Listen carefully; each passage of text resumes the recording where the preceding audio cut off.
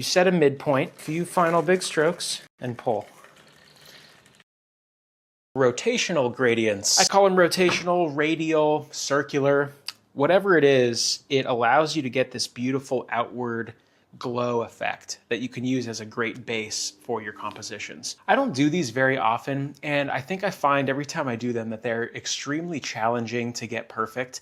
To get a perfect blend going outwards requires a tool, I think, and this is a tool not everyone has access to, so you might not find yourself using it very often. This is called a spinner. If you've been in the fluid art community for any amount of time, you've probably seen it. You spin it, it spins the paint outwards using momentum, and it just happens to also be really good for doing rotational gradients because you set a midpoint, right?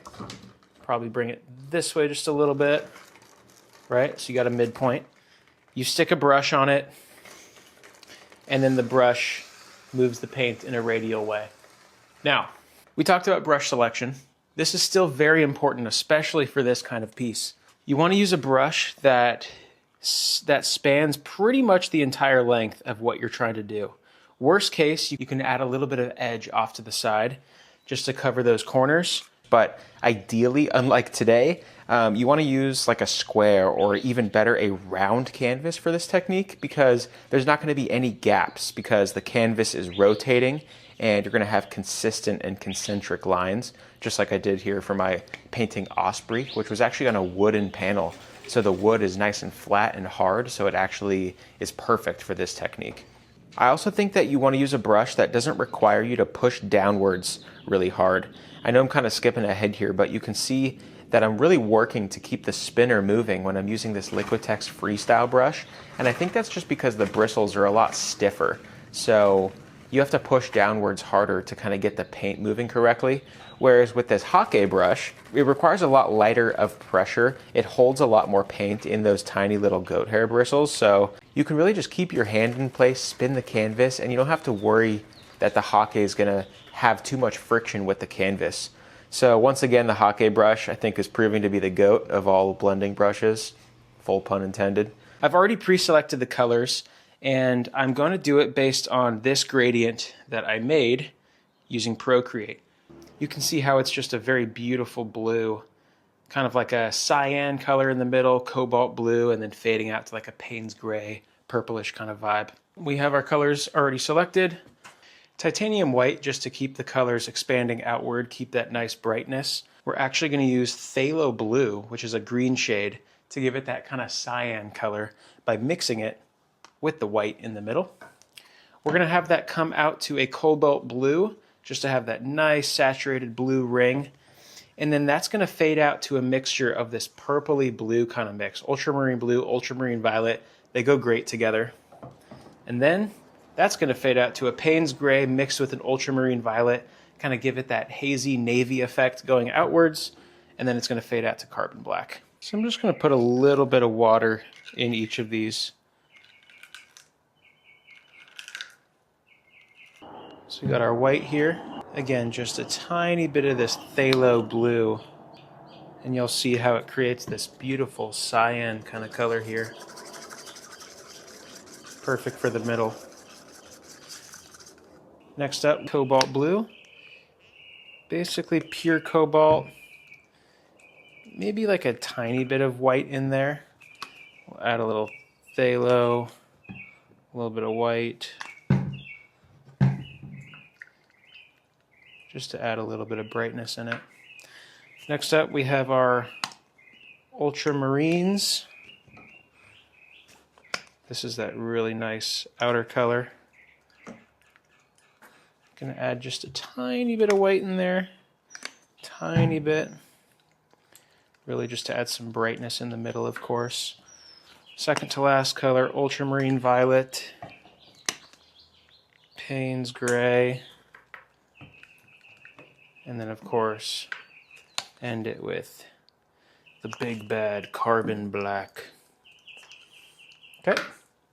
Now, I'm going to try to freehand it first, but if it doesn't work out, I'm going to use the spinner.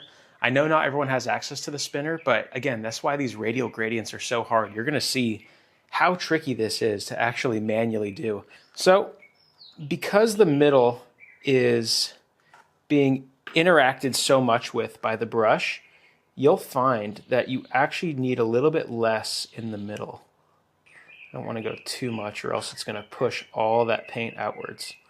But I also want to go mix these up nicely. Oh, it's starting to travel. Probably had it a little bit too watery. Not the end of the world. Next color, pretty much cobalt blue here, mixed with a little bit of white.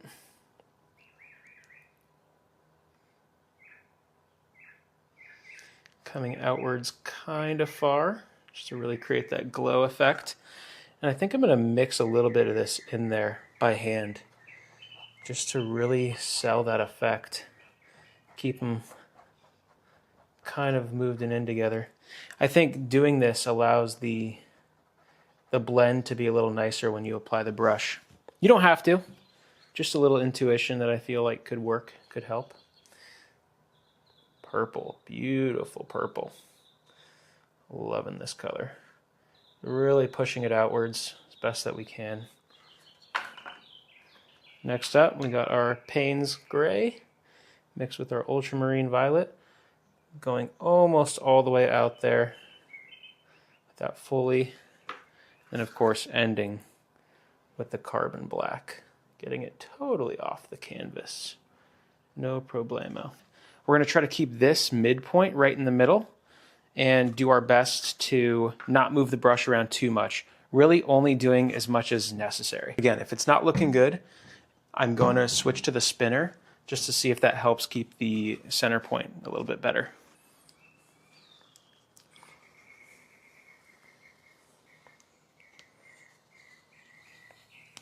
Okay, looks a little thin if you ask me, but so far I am liking the color selection. Again, keeping the brush as centered as possible. Not perfect, very hard. And you see when I lift, that was probably the best lift I could have done technically. Let's push that Carbon Black in there, just to blend it a little bit better. It is over there.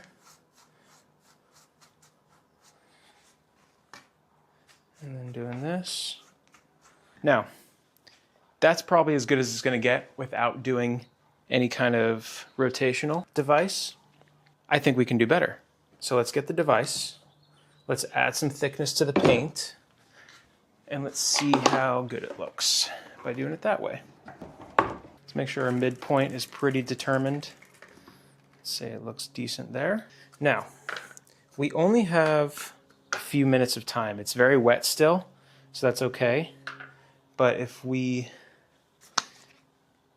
just add some color on there, straight from the tube, no water, kind of risky, but I think it'll help just saturate things just a little bit. Of course, ultramarine blue.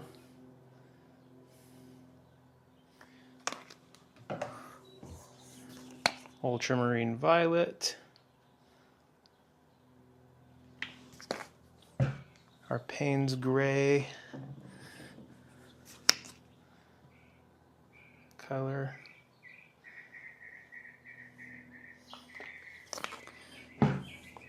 The phthalo. I'm going to mix the phthalo and the white together just because I don't want it to be too inconsistent here.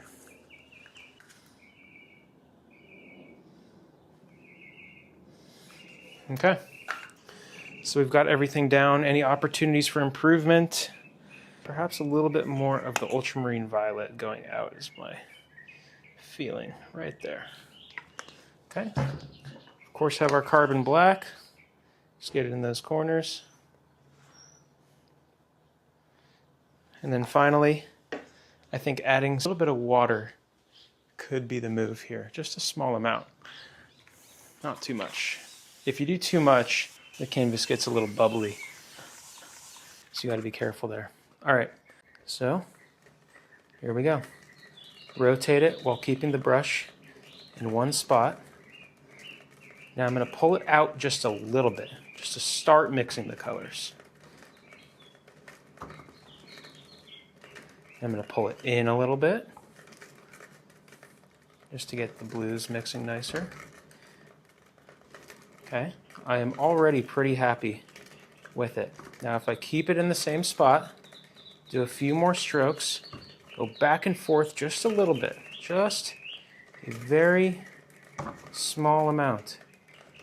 Go out for a few final big strokes and pull. Now, I've got the middle looking good. Let's touch up the outsides,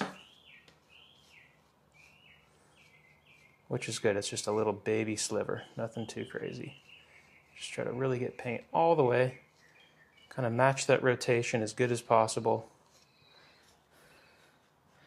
Doesn't have to be perfect, especially with the black. It's good over here. This side's good over here. And now, I think that is a pretty good rotational gradient, all things considered. Man, you got to work quickly there, but you can see just slightly moving this way, slightly moving this way, you get them to interact in a nice way. You're kind of trying to train your mind to not be linear, but to be radial. So you saw my attempt by hand. You now saw my attempt with the spinner. The spinner, obvious winner. What's great about this too is usually you can use an airbrush to finalize the color. If I wanted to add a little bit more purple, add a little bit more cobalt, add a little bit more teal, you can spin this, you can shoot the airbrush on it. It works okay, but it does create a line if you're not careful. Plus, if you're spraying, it'll interfere a little crazily if you're not being very direct. So, point being is if you're able to accomplish a clean gradient without using any airbrush, that's ideal. Also because this is going to dry flat, it's going to dry nice and sticky, whereas the airbrush is very grainy, right? And so you know me, I use a lot of masking tape. I use a lot of brush strokes on top. You don't want grainy and gritty, you want very flat and smooth. All right, so I do quickly want to show you, now that both have dried, I know it doesn't look dry, but that black is very glossy. You can kind of see the differences. When you move your brush back and forth a lot to use an airbrush, you overwork it, it looks like this. It's kind of a clean digital looking fade, but you lose the potency of these kind of saturated lines here. So each has its place.